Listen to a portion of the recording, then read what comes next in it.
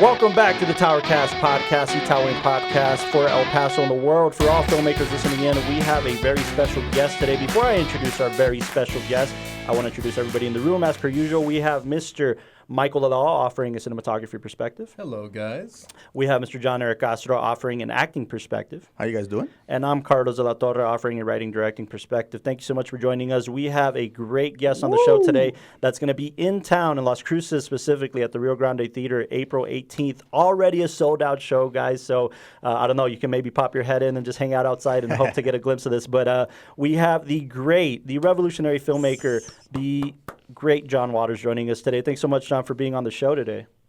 Oh, thank you. I've only been to El Paso once, so I'm looking forward to coming. I've never played there, and as far as I know, I don't know how often my movies were ever there. I don't think they were. I will say, you do have quite a following here. We talked to so many people. Good. We were kind of previewing, letting people know that you were Absolutely. going to be on the show today, and they were losing it. They were like, whoa, no way he's going to be here. So you definitely have a fan base That's here. why I love to go places I've never been. I used to say to my father, my career is really spreading, and he'd say, yeah, like cancer. But, so when I go to places that aren't the main cities you usually go to, I love that because I love to go places you never went. I finally went to Boise, Idaho, because there at the end of Pink Flamingos, that's where they say they're moving to, Right. Boise, Idaho, get ready.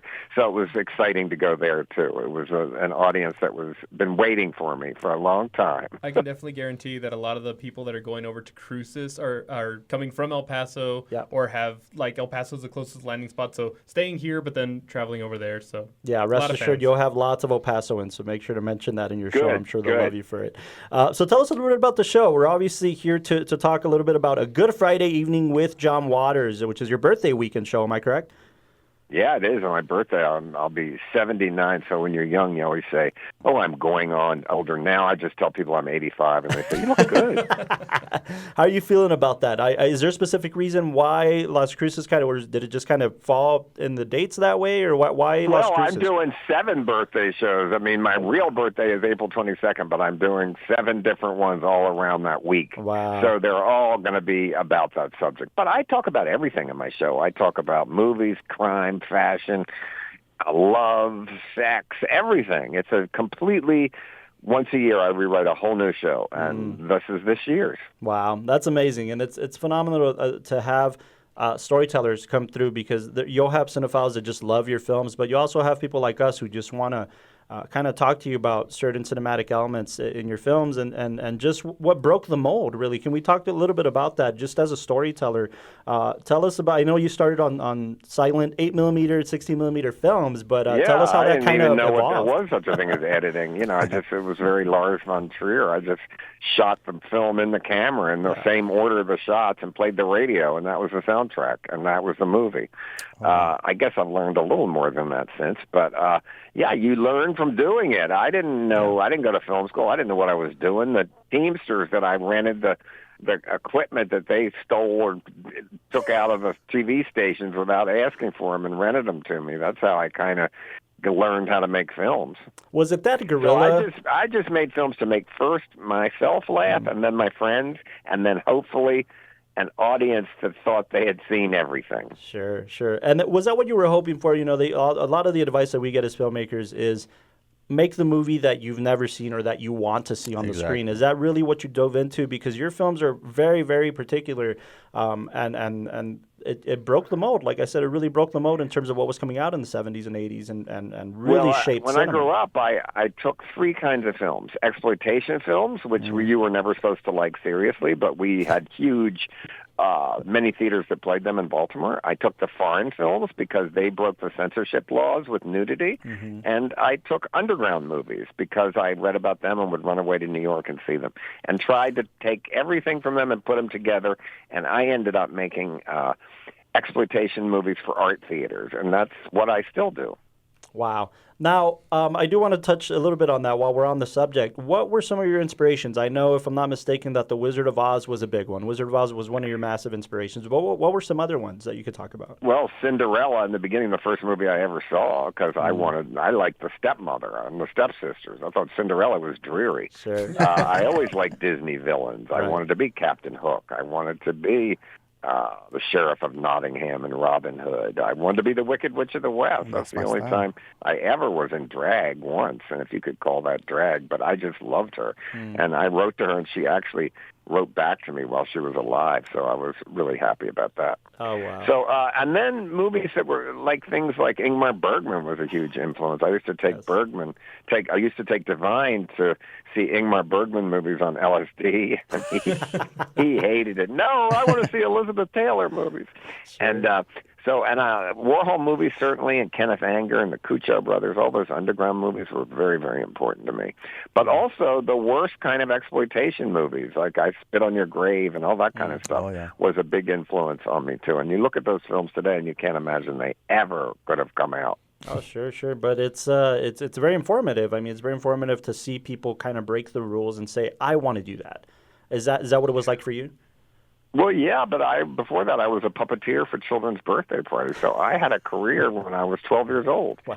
So I always knew I wanted to make movies, but I don't know. I just read about on the Village Voice about underground, and that's how I knew that I could maybe make them. And so I just made them with my friends, the same way everybody makes their first movie.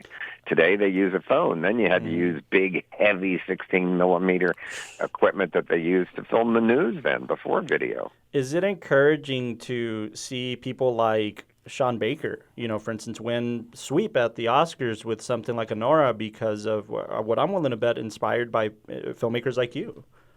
Well, I love Sean, and I wrote to him after he won and said, thanks a lot. Now, you won the Oscar with a movie that you made for $6 million. Now they're all going to say, why can't you make it for $6 million? Right. Well, no, that's... But yes, I was really happy one. I love all his movies. He deserves a Lifetime Achievement Award. Agreed. Really, right. A bit of then The Brutalist, another one. It was $10 million. It looked like it cost $50 million. Phenomenal picture.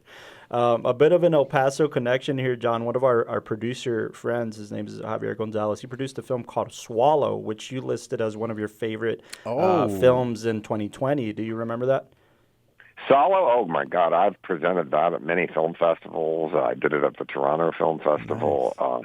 Nice. I had a record that came out last year on the Sub Pop label called Prayer to Pasolini, where I went to his murder site and spoke in tongues and prayed to him. Oh, wow.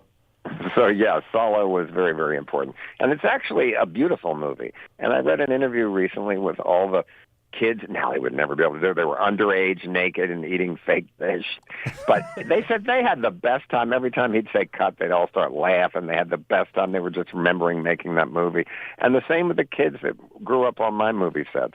At the time, we thought, God, the police would take them away if they knew they were here. They all ended up fine because we included them, and many of them are in show business today. Yeah. No, that's great. That's great that you mentioned that. And I do want to take it back just a touch here to some of your films. And I'm sure you'll be talking about this in crazy amounts at the live show. But I do want to touch on a few things. My favorite film of yours, which I saw as a kid, and it just really blew my mind. And I'm a big musical lover, so you can imagine how Crybaby really hit. Can you talk a little bit about Crybaby, working with Johnny Depp before he was Johnny Depp, you could say, right? Well, no, he was Johnny Depp. He was like Justin Bieber then. He was a giant teen star at the time. Yeah. But Crybaby was a failure when it came out. Right. It was a bomb.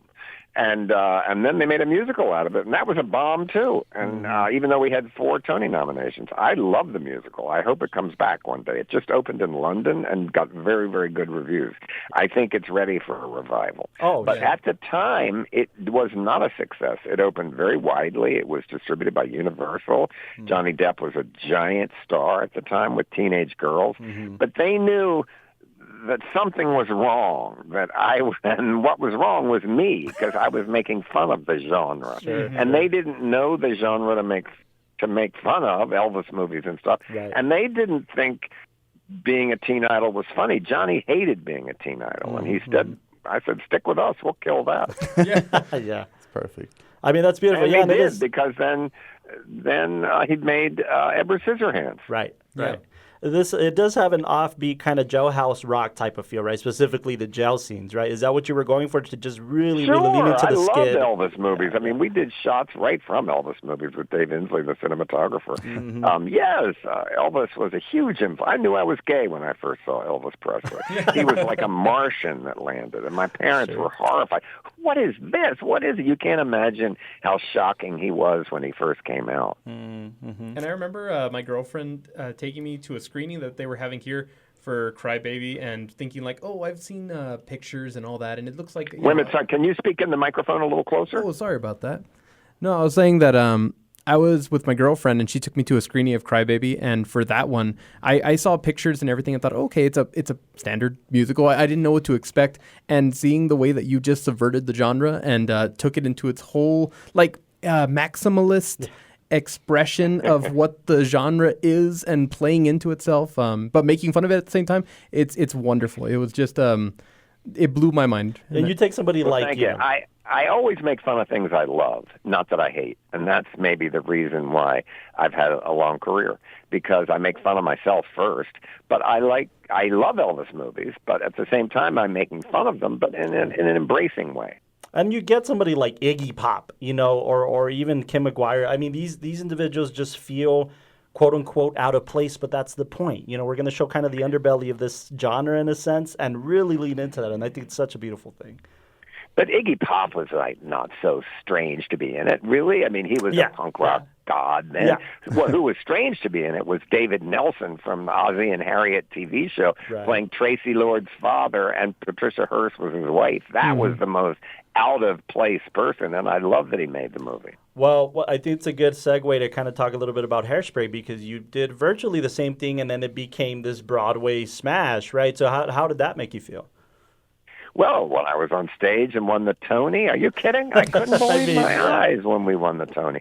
It was because of their amazing music, but it's a pretty good story. And, I think it was absolutely amazing that what happened with Hairspray. It went on to then the big-budget Hollywood version, and they did a couple other versions. And it's never been hassled. Even Trump right now doesn't go after it because it's too confusing, because Tracy Turnblad doesn't think her mother's trans. It's a secret between the actors and the audience, so they don't know how to fight that. But I'm wondering, will Hairspray now be allowed to be shown at the Kennedy Center? Right. I don't know. Right. How do you feel when people say the term, quote-unquote, transgressive cult films? How does that make you feel?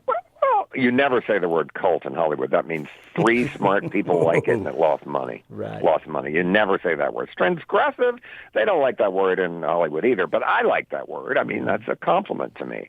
Sure. Cult is like this. Crybaby was not made to be a cult movie. Right. Crybaby was a big budget. It was $11 million. It starred Johnny Depp. It was opened in 1,000-some theaters. But it maybe become one later. But all my films now are easier to see than they ever were. Oh, sure. And who would have ever thought Pink Flamingos would play on Turner Classic? How's that possible? It's phenomenal. That whole programming is really something. Yeah, it's just amazing. Yeah, uncut. Mr. Waters, I have a question. I'm a big fan of your comedic style. When you direct a scene, are you more about the rehearsal of the comedy, or do you just like the spontaneously of what comes out? No, never spontaneous. Every word is written. We have rehearsals for days before we shoot it, especially Pink Flamingos, because they had to memorize pages of dialogue because it was shot with single system sound where you had to do big, long masters. There was never cutting back and forth. So, no, it was always rehearsed. There was, and if they got one word wrong, I'd make them do it over. Yeah, you could tell, I like that that something like Pink Flamingos really, the relevancy is great, because you're right, your films can be seen by a lot more people now, but it also, if there wasn't a Pink Flamingos, there couldn't have been a Tangerine, and I think that's something really special. Well, it's the only movie that I think was ever close to Pink Flamingos was Jackass. Yeah, I think that movie had the same spirit. I agree. I love it. Before we kind of start wrapping up here, Mr. Waters, I do want to talk to you about something I got to experience firsthand in person, which was your exhibit at the Academy Museum, The Pope of Trash. It was amazing. Wasn't it Such a astonishing that they gave me 12 rooms in the Academy Award Museum. Yeah. Amazing. I mean, Incredible. walking through that place and just walking through your whole career, seeing props and slates and scripts from all of your films, seeing the guitar from Crybaby, for instance, was very emotional for me. How did it make you feel to walk through that place and see your career? Yeah, a lot of people I know that were still alive, but we start crying just because we remember all the people that aren't here with us, and what a long time it's been in a long career. So it was very moving in a very serious way. I didn't celebrate that exhibition with any irony. To me, I was just glad I was alive to see it. Yeah, and that also came almost at the same time as your Hollywood Walk of Fame star. Yeah, that was amazing, too. I took a picture of my parents with me and put it right down on the star when I did it. But, yeah, that's very exciting. And the best quote ever was somebody said in the press, closer to the gutter than ever. I love it. Anytime I tell people, oh, we're talking to John Waters, or have you seen this from John Waters, I say Pope of Trash because of that exhibit. It just, to me, it's just the greatest. You walk in, just to let people know, I mean, you walk in and it's literally a church, with stained glass windows and characters of John's on the stained glass windows. And also buzzers went off under the seats in the church as a tribute to William Castle. Yeah, interactive and just beautiful, and it's the juxtaposition of his films in this type of setting, and it was just an amazing thing to see. So I really love it. Is there any kind of preview you can give us in terms of Liar Mouth? Is that something you could talk about yet or not? No, it's fallen through again. I wrote the book. It was optioned by a big Hollywood studio. They liked the script, and then all the studios turned it down to make it, and the studio that optioned it went out of business. And Aubrey Plaza was going to star in it, but as of now, it's not happening. The movie business as I know it in Hollywood right now is non-existent. Right, right. Yeah. That's actually something we want to close off with. Do you have any last advice for filmmakers and storytellers? You're really navigating. You're absolutely right. We're experiencing it for ourselves with pitch meetings and different situations where just the industry is in such disarray. Could you tell us anything you have to say for filmmakers, storytellers? Well, still, it's the better time when you want to make a film without a studio. Make it yourself, raise the money yourself, and make the exact film you want. I always say, if you don't want notes from the studio, make a film on your cell phone. If you want to buy a house, you'd have to take notes from the studio. That's how it works. Sure. That's really great advice. I've done both, and I like both. Yes, I Hollywood has treated me fairly. I know the rules, and I play by them. The greatest thing about Hollywood, even if it doesn't get made, you get paid. Right. I mean, and it seems like the trajectory of your career is almost like 10 for me, 1 for them. Is that safe to say? No, not like that, because I started underground, then I went to midnight, then I went to independent, then I went to Hollywood. No, then I went to Hollywood, and now I'm crawling back down to Hollywood underground, I think. So I've made every kind of movie. I think so. Then it must be inspiring for you to see studios like A24, for instance, or somebody who's kind of breaking the mold again from the traditional studio system to almost go back. I think it's wonderful that these movies win, and even especially when I read that like half of America had never even heard of the movies that were nominated for the Oscar except for Wicked. So I think that's a good sign in a way. And I vote for every award. David Lynch was my sponsor, getting me in the Academy. Oh, nice. Wow. That's phenomenal. We just had him passing, so that's really, I know, so sad. Wow. Well, we can't thank you enough for talking to us today, Mr. Waters. Yes. Good. I'm looking forward to coming to El Paso. Yeah. Where everybody loses their identity, I hear. We'll love to talk it's to where you. people come to vanish. Yeah. We'll love to talk to you then. It's a fresh city. It's got a great film community, great filmmakers here, so everybody's excited to have you down here. Good Friday. Looking forward to meeting the locals, all right? Yeah, a good Friday evening with John Waters, his birthday weekend show, Friday, April 18th, 2025, at the Rio Grande Theater in Las Cruces, New Mexico. It is sold out, so if you got a ticket, you're lucky. You're going to be able to see John tell some amazing stories, just like he did for us today. Thank you so much. Give it up for John Waters, everybody. We appreciate having you. Thank you so much. Bye. All right, bye-bye. Take care. And that was John Waters, ladies and gentlemen. Thank you so much for tuning into the TowerCast Podcast, and we'll see you next time. Like, subscribe, and comment. Good night, everybody. Take care.